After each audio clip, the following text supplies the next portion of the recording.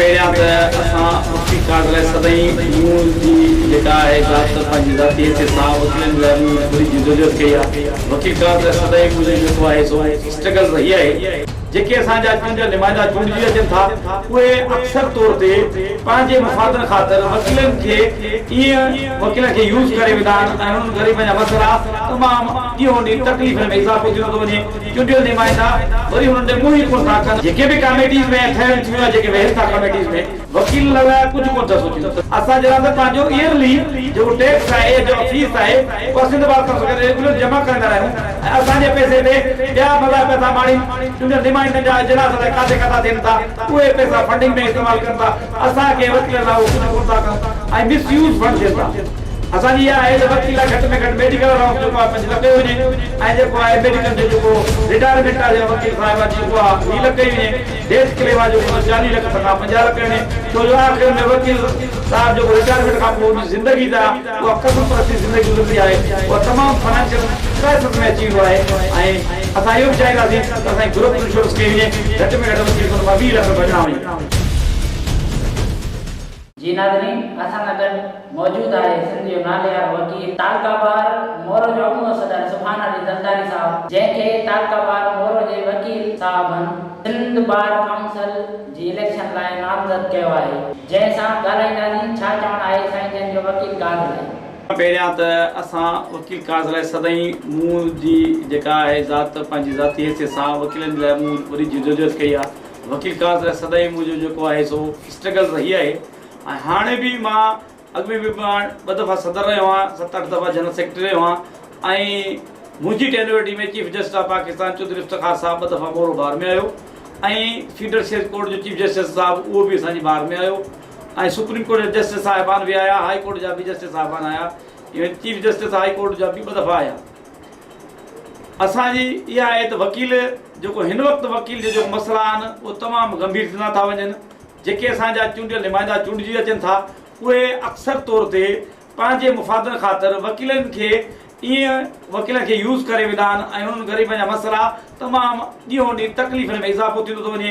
चूंडियल नुमाइंदा वरी हुननि ॾे मुंहुं ई कोन था कनि। 5-6 साल हिन दफ़ा अहिड़ो हिसाब थियो आहे जो 6 साल सिंध बार काउंसिल जो नुमाइंदा रहिया आहिनि, जेके 5 साल रहिया आहिनि आइन में। पर हिकिड़ो हाणे सुप्रीम कोर्ट जो फ़ैसिलो डिसीजन हो बलूचिस्तान बार काउंसिल जे बारे में, उनजे बारे में 6 साल हिनखे हिकिड़ो साल एक्स्ट्रा मिली वियो। जेके बि कमेटीज़ में ठहियल थियूं आहे, जेके वेहनि था कमेटीज़ में, उन वकील लाइ कुझु कोन था सोचनि त वकील फलाह बहबूद लाइ छा सोचणो आहे। वकील जी रिटायरमेंट मां चवां थो घटि में घटि 20 लख हुजणु खपे। वकील जो डेथ क्लेम उहो बि घटि में घटि 30 खां 40 लख थियणु खपे। वकील जी ग्रुप इंश्योरेंस जेका आहे उहा बि 15 खां 20 लख थियणु खपे। मेडिकल जेको अलाउंस आहे वकीलनि लाइ 25,000 तमामु थोरो आहे, इहो वधाए असांजो 5 लख कयो वञे त जीअं अॼुकल्ह ॿिया इदारा जेके प्राइवेट कंपनीज़ आहिनि या जेके इदारा आहिनि उहे पंहिंजे मुलाज़िम खे एतिरो सिक्योर कनि था, जेके ॾियनि बि कुझु कोन था, उनखे सैलरीज़ पे थिए थी उन इदारनि में।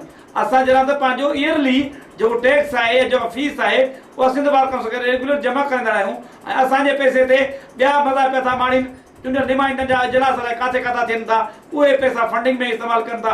असांखे वकीलनि लाइ उहो कुझु कोन था कनि ऐं मिसयूज़ फंड थियनि था। असांजी इहा आहे त वकील घटि में घटि मेडिकल अलाउंस जेको आहे 5 लख वञे ऐं जेको आहे मेडिकल जो जेको रिटायरमेंट आहे वकील साहिबा जी उहा 20 लख वञे। डेथ क्लेम आहे जेको 40 लख खां 50 लख वञे। छो जो आख़िर में वकील साहिब जेको रिटायरमेंट खां पोइ उनजी ज़िंदगी जा उहा कसम परस्ती ज़िंदगी गुज़रंदी आहे, उहा तमामु फाइनेंशियल क्राइसिस में अची वेंदो आहे। ऐं असां इहो बि चाहींदासीं त असांजी ग्रुप इंश्योरेंस कई वञे, घटि में घटि वकील खे हुन मां 20 लख बचणा वञनि। साईं, तव्हां जेके अॻूणा चूंडियल बॉडी आहे सिंध बार काउंसिल जी, सिंध बार जी, उन जे बारे में तव्हां छा चवंदा? साईं, अॻुई चूंडियल बॉडी अहिड़ो असांजे वकीलनि जे फंडनि सां फाइनेंशियल असांजी जेका आहे करप्शन कई आहे जो हुन इदारे जे सेक्रेटरी खे रिटायरमेंट ते 2 करोड़ 30 लख रहे छॾिया। 2 करोड़ 30 लख रुपए असां वकील जा पैसा हा। सेक्रेटरी हिकिड़ो प्राइवेट जॉब आहे हुनजी, जेका हुनजी टेन्योरिटी पूरी थी ऐं हुन सेक्रेटरी साहिब खे 2 करोड़ 30 लख रहे छॾियो। मुंहिंजो इहो आहे त हिन जेके इदारा आहिनि को असांजो गवर्नमेंट इदारो न आहे, असांजो प्राइवेट इदारो आहे। सिंध बार काउंसिल में असांजो हिकिड़ो इदारो आहे, पोइ हुन में पेंशन वग़ैरह न आहे, पर हुनजो एतिरी असांजा पैसा जेके मिसयूज़ कया था वञनि मुख़्तलिफ़ ज़राए सां मुख़्तलिफ़ हरबनि सां, उहे घटि में घटि जाइज़ इस्तेमालु कया वञनि। ऐं वरी बि असां वकील खे पुरज़ोर अपील कंदासीं त पंहिंजा नुमाइंदा भला चूंडियो जेके एलिजिबल हुजनि, जेके तव्हांजे काज़ खे सम्झनि, जेके तव्हांजा मैटर कोर्ट्स में प्रॉब्लम्स में हूंदा आहिनि उन्हनि मैटर खे सम्झनि। ऐं जेके असां त इहो बि ॿुधो आहे त जेके साबिक़ा बाडी जा जेके हुआ मेंबर आहिनि उहे हथ सां मुखालफ़नि ते दरख़्वास्तूं कराए ऐं सिंध बार खां चकर लॻाराईंदा। इहो बि हिकिड़ो वकील सां वॾो ज़ुल्म हो ऐं तकलीफ़ुनि में इज़ाफ़ा थिया आहिनि। इहे बि असां ॿुधूसीं ऐं दोस्त असांजा जेके परेशान रहिया उहे बि असांखे ख़बर आहे। साईं वधीक तव्हांजो छा चवणु आहे आईंदा जो इलेक्शन आहे उनजे बारे में?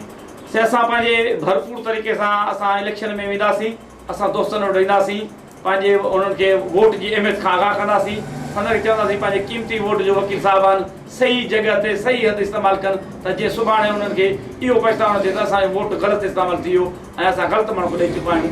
असां इहो ई चवंदासीं त सभु दोस्त वोट पंहिंजो क़ीमती वोट सही जॻह ते इस्तेमालु कनि ऐं सभिनी दोस्तनि में ॾिसनि त आया की कहिड़ो हिन वोट जे अहल आहे उनखे वोट कनि। ऐं असां बि चवंदासीं असांखे वोट दोस्त ॾियनि त जीअं असां दोस्तनि जा कमु कयूं ऐं असांजो इहो बि खिना त जीअं वकील काज़ खे वधि खां वधि इज़त मिले ऐं वकील जे कारे कोट जो भरम बरक़रार रहे ऐं जुडिशरी में वकील सां जेका सलूक कयो थो नारवा सलूक कयो थो वञे, केॾी महिल प्रिज़ाइडिंग ऑफिसर वकील साहिब खे झिड़कू ॾेई था वठनि बेवजह बेसबब जे, ऐं इहो बि न थियणु खपे। वकील लॉ ऑफिसर आहे, लॉ ऑफिसर जी कोर्ट आहे, ईअं उनखे वकील साहिब जी इज़त थियणु खपे ऐं कारे कोट जी इज़त थियणु खपे।